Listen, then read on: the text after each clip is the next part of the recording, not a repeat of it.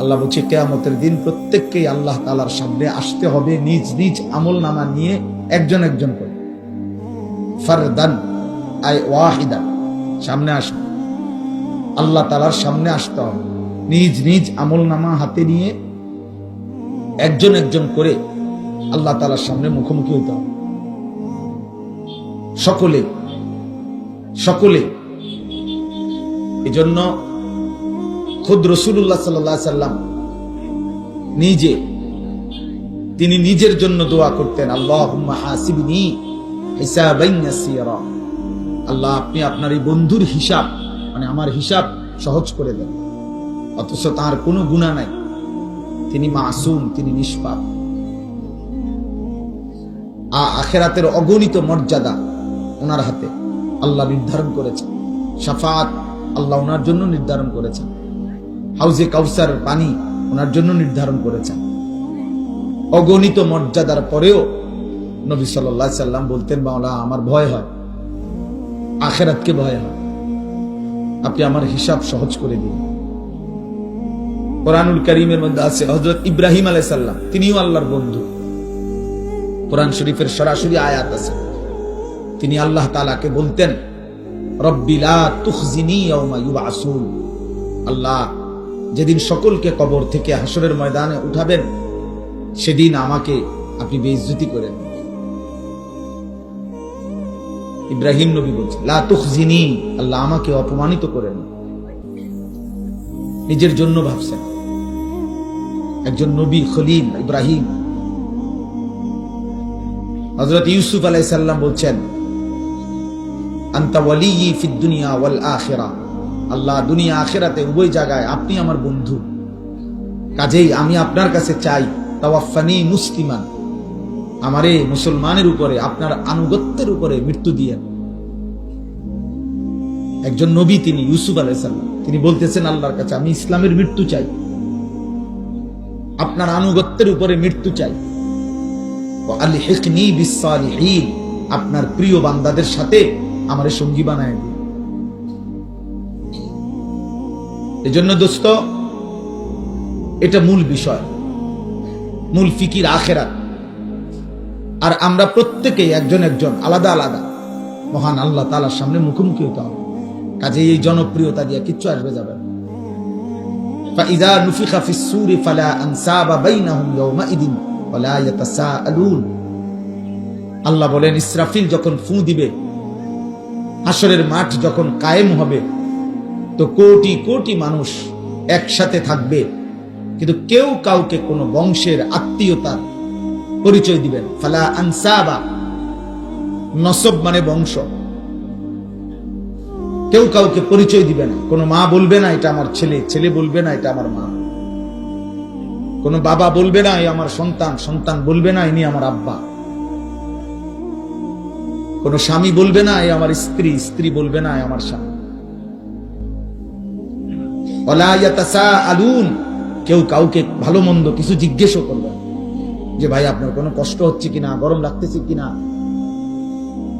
আপনার দাঁড়াইতে কোনো অসুবিধা হচ্ছে কিনা, এরকম কোনো কথাও কেউ কাউকে জিজ্ঞেস করবে না।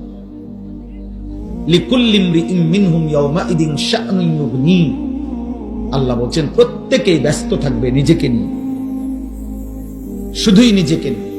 এক নবী মুহাম্মদ সাল্লাল্লাহু আলাইহি সাল্লাম ব্যতীত গোটা কায়নাতের সমস্ত আম্বিয়া, আতকিয়া, আউলিয়া, আসফিয়া, সাহাবা, মুমিন, কাফের, মুশরিক, সেজদাওয়ালা, সেজদা ছাড়া সকলেই বলবে ইয়া রব্বি নফসি নফসি, ইয়া রব্বি সাল্লিম সাল্লিম, আল্লাহ আমাকে বাঁচান, আমাকে বাঁচান, আল্লাহ নিরাপদ রাখেন, নিরাপদ রাখেন আজ হাসরের মাঠে।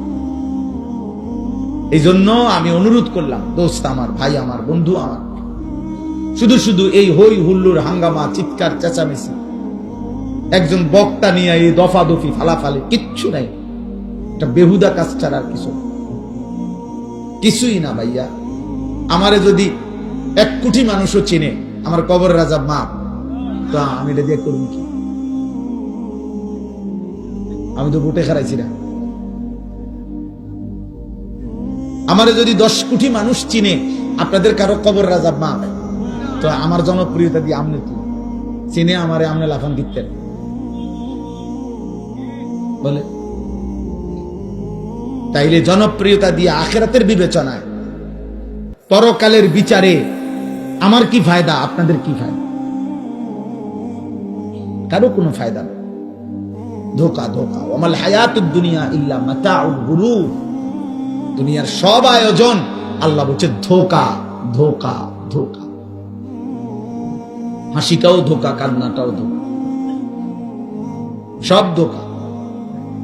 সুখের আয়োজনও ধোকা, দুঃখের আয়োজনও ধোকা। সুখের আয়োজনও থাকবে না, দুঃখের আয়োজন থাকবে। হাসলেও মরে যাবেন, কাঁদলেও মরে যাবেন।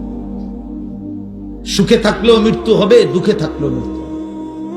রাজপ্রাসাদের অট্টালিকায় যে তারও মরণ হবে, জীর্ণ কুটির কুড়ে ঘরে যে তারও মৃত্যু হবে। জীবনে যে কোনোদিন সুখ দেখে নাই ওই দুঃখী মানুষেরও মৃত্যু হবে। জীবনে যে কোনোদিন দুঃখ দেখে নাই ওই সুখী মানুষেরও মৃত্যু হবে। সেজদা দিতে দিতে কেউ আব্দুল কাদের জিলানী হলেও মৃত্যু হবে। আল্লাহর নাফরমানি করতে করতে ফেরাউন নমরুদ হয়ে গেলেও মৃত্যু হবে। এক চিরন্তন সত্য, এক চির বাস্তবতা। ওয়াজাআত সাকরাতুল মাউত বিল হক। আল্লাহ বলছে বান্দা সত্য সত্য মৃত্যুর যন্ত্রণা আসবে।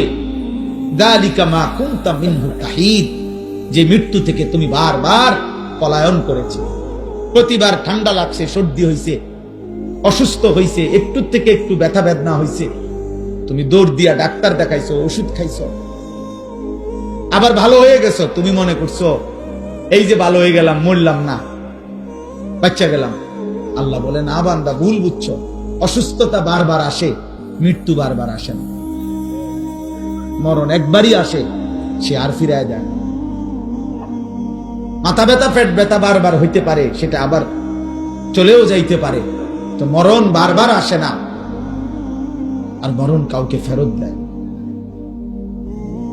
কাজে তুমি মরণ আর জ্বর, মাথা ব্যথারে এক মনে করো। তুমি মৃত্যু আর পেটের অসুখে এক কথা মনে করো না বান্দা।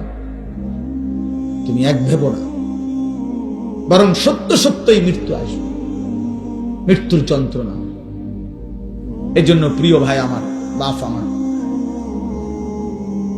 আমি অনুরোধ করছি, মূল ফিকির ওয়াজের আত-তারগীব ওয়াত তারহিব একটি মাহফিল যত বড় আয়োজনই হোক, এর মূল উদ্দেশ্য এই দুইটা।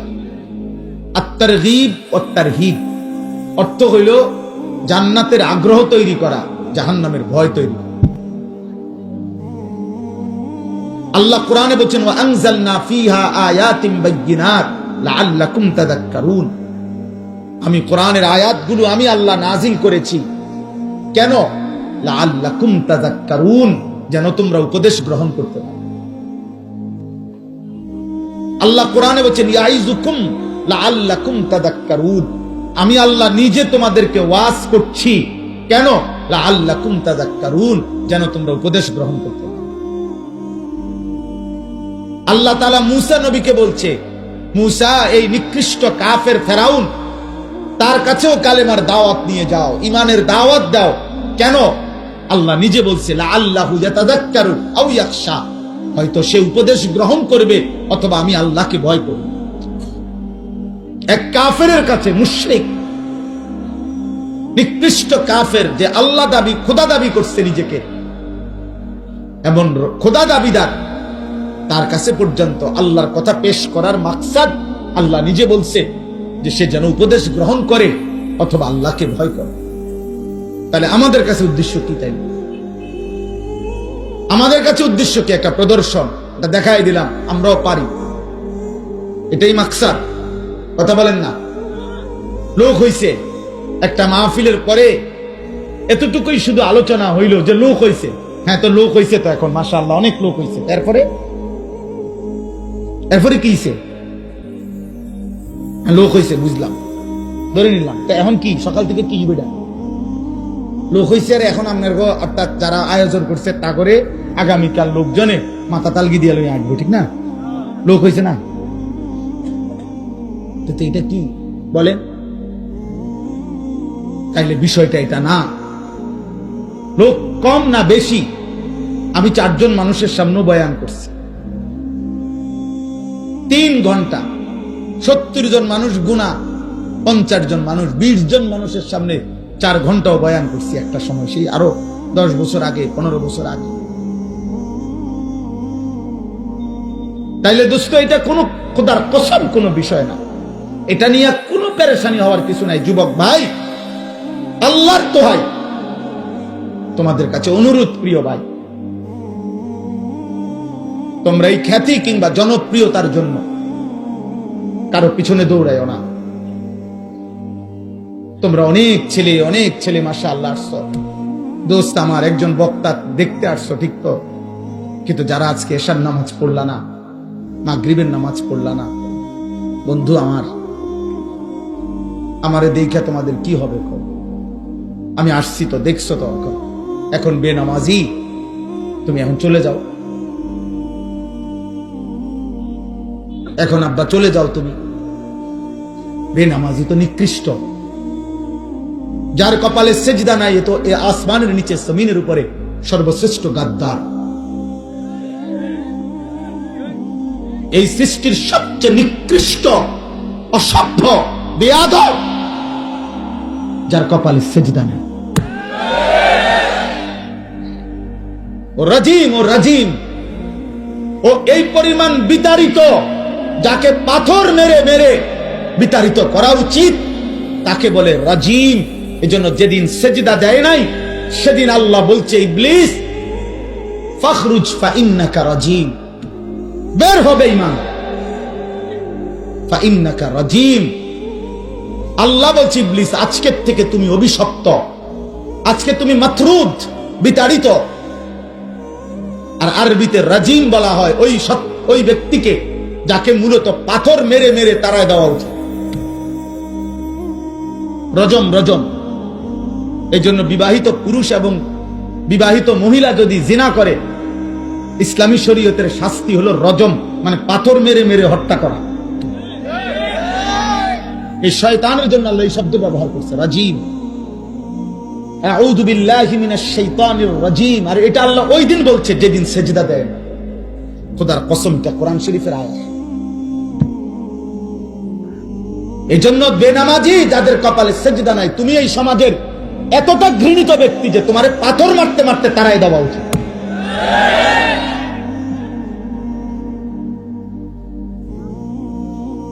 তুমি এতটা ঘৃণিত, তুমি জমিনের এতটা ঘৃণিত ব্যক্তি। ওয়াইন্না আলাইকাল লা'নাতা ইলা ইয়াউমিদ্দিন। আল্লাহ বলছে, ইবলিস আজকের থেকে নিয়ে কিয়ামত পর্যন্ত তোর উপরে আমি আল্লাহর লানত। এই যেদিন সেজদা দেয় নাই সেদিন। প্রিয় ভাই মাওলানা গাজী ইয়াকুব উসমানী বলছে, দোস্ত, ফজরের নামাজ পড়তে আলহামদুলিল্লাহ সারা বাংলাদেশে আমরা এই মেহনত করি। ফজর ক্যাম্পেইন, ফজরের প্রচারণা। রাসূলুল্লাহ সাল্লাল্লাহু আলাইহি সাল্লাম বলছে, ফজরের নামাজ যে পড়ে না, নবী একাধিকবার বলছে। রাসূলুল্লাহ সাল্লাল্লাহু আলাইহি সাল্লামের একেবারে বুখারীর হাদিস, মুসলিম শরীফের হাদিস, সর্বাধিক বিশুদ্ধ কিতাবের হাদিস, নবীজি বলছেন, ফজরের নামাজ যে পড়ে না সে মুনাফিক, মুনাফিক, মুনাফিক, মুনাফিক, মুনাফিক। আর নবী যদি বলে তোমারে মুনাফিক, এবার হাসরের ময়দানে সুপারিশ তোমার কোন আব্বায় করবে তুমি ঠিক করে নাও। যিনি সুপারিশ করবে তিনি তো বলছে তোমারে মুনাফিক, আর তিনি মুনাফিকের জন্য সুপারিশ করবে না।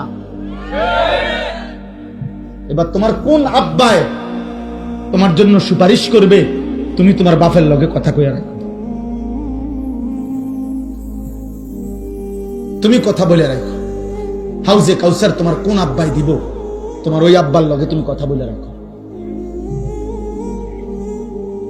এজন্য নওজোয়ান, নিজের উপরে রহম করো, নিজের উপরে দয়া করো। গোটা পৃথিবী ভুলে গেলেও নিজেকে ভুলো না। সব ভুলে গেলে ভুলে গেলা, কিন্তু কমপক্ষে নিজের উপরে দয়া করো। আল্লাহ, কমপক্ষে নিজের উপরে দয়া করো। আমি অনুরোধ করলাম, আমি অনুরোধ করলাম, আমি অনুরোধ করছি, আমাদের সবার অতিরিক্ত বুদ্ধির কারণে মাহফিলের সময়টা একটু এলোমেলো হয়ে গেছে। যার কারণে আমি খুব লম্বা সময় কথা বলতে পারছি না, আন্তরিকভাবেই আমি দুঃখিত। কিন্তু আমার প্রথম কথা শেষ, আমি আর দ্বিতীয় কথা হলো আমার এই 4টা আয়াতের তর্জমা বলি। কিন্তু আমি সমস্ত ছেলে তোমাদেরকে বলি, বাপ আমার হাত জোর করে অনুরোধ, তোমরা যারা এশার নামাজ সারাদিনে 1 ওয়াক্ত নামাজ পড়ো না, একটা সেজদা দাও নাই, তুমি দয়া করে চলে গেলে ভালো ছিল। তুমি আল্লাহর দুশমন, তুমি রাসূলুল্লাহ সাল্লাল্লাহু আলাইহি সাল্লামের দুশমন, তুমি নবীর 23 বছরের কলিজা ছেঁড়া তায়েফের রক্তের দুশমন। তুমি নবীর তায়েফের রক্ত তোমার কলিজা গলাইতে পারে নাই। 14 দিন যে নবী পেটে পাথর বাঁধছিলেন ক্ষুধার কষ্টে, সেই পাথর বাঁধা ক্ষুধার কষ্ট তোমার দিল গলাইতে পারে নাই। তায়েফের দান দান শহীদ করা রক্ত তোমার মন নরম করতে পারে নাই। তোমার মতো গাদ্দার, ছোটখাটো গাদ্দার না। তুমি জন্মের পর থেকে তোমরা যারা নামাজ পড়ো না, তোমরা শোনো নাই তোমার বাবা কাছে তুমি মুসলমান? 365 দিনে খোদার 1 বছরে যে কোনো দিন 5 ওয়াক্ত নামাজ পড়ো নাই, ফজরের নামাজ পড়ো নাই আব্বা, তুমি জীবনে জানো না? তোমার বাবা বলে নাই, তোমার মা বলে নাই তুমি মুসলমান? তোমারে কেউ বলে নাই যে মুসলমানের উপরে নামাজ ফরজ? হ্যাঁ, আল্লাহ নবী সাল্লাল্লাহু আলাইহি সাল্লাম বলেছে, বাইনার রাজুল ওয়া বাইনাশ শিরকি ওয়াল কুফর তারকুস সালাহ। কোন ব্যক্তি মুমিন নাকি মুশরিক নাকি কাফের, খোদার কসম নবী বলছে পার্থক্যের প্রমাণ তারকুস সালাহ, নামাজ ছেড়ে দেওয়া। এর ভিত্তিতে প্রমাণিত হবে সে মুমিন না মুশরিক। এই জন্য আমি প্রত্যেককে তোমাদের নিজেদের বিবেকের হাতে ছেড়ে দিলাম। আমি এরপরে আর একটা ছেলের একটা শব্দ শুনতে চাই না, একজনও আর কোনো শব্দ করবা না। যদি তোমরা কথা বলো আমি চুপ থাকবো, এরপরে বসে বসে তামসা দেখো। তাহলে এজন্য দয়া করে যে যেভাবে পারছো, নওজোয়ান ভাই বসছো দাঁড়াইছো, আর এটা চাপাচাপি করার জায়গা নাই, অনর্থক এখানে আর ধাক্কাধাক্কি করলে হবে না। আলহামদুলিল্লাহ, যে যেমনে পারছেন এমনিতেই থাকেন। আমি অনুরোধ করছি, আমি অল্প একটু সময় সামান্য একটু কথা বলতে চাই। এজন্য দয়া করে প্রিয় ভাই, বাবা, নওজোয়ান দোস্ত, আমার অনুরোধ এটা, একদম চুপ করো। বিকট আওয়াজে ঠিক যে এগুলো বলবা না, চিৎকার দিও না। সবাই যদি চুপ থাকো, যারা বসতে পারছো দাঁড়াইছো ভাই, আর নড়াচড়া করার দরকার নেই। আমার দ্বিতীয় আদেশ হলো, প্রত্যেকে হাতে ধরা যতগুলো মোবাইল আছে এই মোবাইলগুলো নামাইতে হবে। মোবাইল হাতে, আস্তে কথা বলো না, হাতে মোবাইল হাতে ধরে ভিডিও বা রেকর্ড করা আমার পক্ষ থেকে নিষেধ। আমি স্পষ্ট নিষেধ করলাম। উপরে নিচে স্টেজে ডানে বামে হুজুর পাবলিক টুফিওয়ালা টুফি ছাড়া প্রত্যেককে বললাম, একজনও মোবাইল হাতে ধরে ভিডিও বা রেকর্ড করবেন না। কেন? আল্লাহ তাআলা কোরআনুল কারীমের মধ্যে আদেশ করছেন, আমার কথা তোমরা মনোযোগ দিয়ে শুনো এবং চুপ থাকো। এই 2টা কথা আল্লাহর আদেশ। ফাসতামিউ লাহু ওয়া আনসিতু, তোমরা মনোযোগ দিয়ে আমার কথা শুনো, আমার কোরআন শুনো এবং চুপ থাকো। এটা আল্লাহর আদেশ। দোস্ত, আল্লাহর আদেশ যদি লঙ্ঘন করি তো কোনো ফায়দা আসবে না, কোনো উপকার আসবে না, কোনো উপকার আসবে না। মোবাইল হাতে ধরে রাখলে মনোযোগ হয় না, দিল জমে না, কলিজার মধ্যে কোনো কথা ঢোকে না, মোবাইলে জমে। মোবাইলে লক্ষ লক্ষ ওয়াজ আছে, সারা পৃথিবীর যত বক্তা আছে সবার ওয়াজ আছে। এখন যেহেতু সামনে আসা বসার সুযোগ হয়েছে, আমরাও আসছি, তোমরা ছেলেরাও আসছো, বাবারাও আসছেন, প্রত্যেকেই এখন এই সময়টা কাজে লাগাইয়া অল্প একটু সময় চোখের দিকে তাকাইয়া উলামায়ে কেরামের কথা শুনলে বরকত হবে ইনশাআল্লাহ। এটা বাস্তবতা, এটা পরীক্ষিত, এটা মুজাররাব, অভিজ্ঞতা লব্ধ একটি আমল কথা। এই জন্য আমি অনুরোধ করছি সবাইকে যে এরপরেও আমার এই কথার পরেও যে মোবাইল হাতে ধরে ভিডিও বা রেকর্ড করছো, তো তুমি দোস্ত চলে গেলে ভালো। দয়া করে আল্লাহ আমাদের সবাইকে মানার তৌফিক দান করে। নওজোয়ান ভাই, আমি আবারও নিষেধ করছি, মোবাইল হাতে ধরে ভিডিও বা রেকর্ড করবে না। এরপরেও তুমি যদি ভিডিও বা রেকর্ড করো, তো তোমার মতো অভদ্র না বসলেও ভালো ছিল, চলে গেলে ভালো হতো। আমি ব্যক্তিগতভাবে, এটা আমার কোনো নির্বাচনী জনসভা না, আমি কোনো প্রার্থী না, অতএব সবার শতভাগ সমর্থন এটা মূল বিষয় না। মূল বিষয় হলো আখেরাত। অতএব জনপ্রিয়তা এটা দুনিয়াবী দৃষ্টিকোণে কিছুটা প্রত্যাশা হইতে পারে, কারণ আখেরাতের দৃষ্টিতে এই জনপ্রিয়তা, সুনাম, সুখ্যাতি, এগুলার 2 পয়সারও কোনো ভ্যালু নেই।